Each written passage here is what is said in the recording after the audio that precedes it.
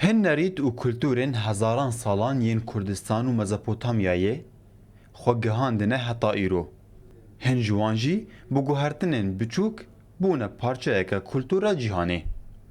خالو نخشین لسر لاشن مروف جه هزاران سالان حتا ایرو هاتنه. گوجه دبیجن دق بناویدن جی تاتو. پرانی لسر دم و لیو و دستین جنان به دستین هستین جن تین چیکرن.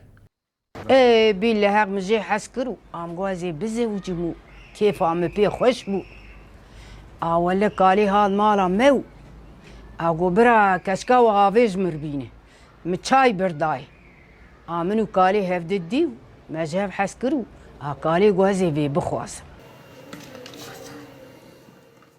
هر نخشيك آرمانجك خو هيا و هن جوانجي لگور هرم و هوزان تين گوهرتن.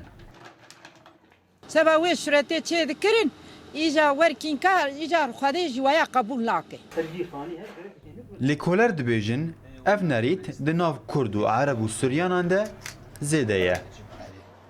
Sarışın kız doğuran annenin sütü ile Dermanê ku jê deq tê çêkirin, bi tevlehevkirina şîrê dayîka ku pitika porzer aniya dinyayê û teniyeke baş û pak bi dest dibe. Piştre ev wek hevîrê li ser cihê deq were çêkirin, tê belavkirin û bi derziyên taybet ev derê laşê tê kûnkirin.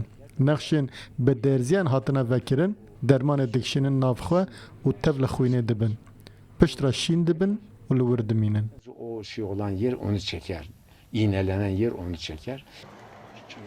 اف نریت و کلتور بنگها خو جباورمندین کevin ین کردستان و مزاپوتامیا آنیه.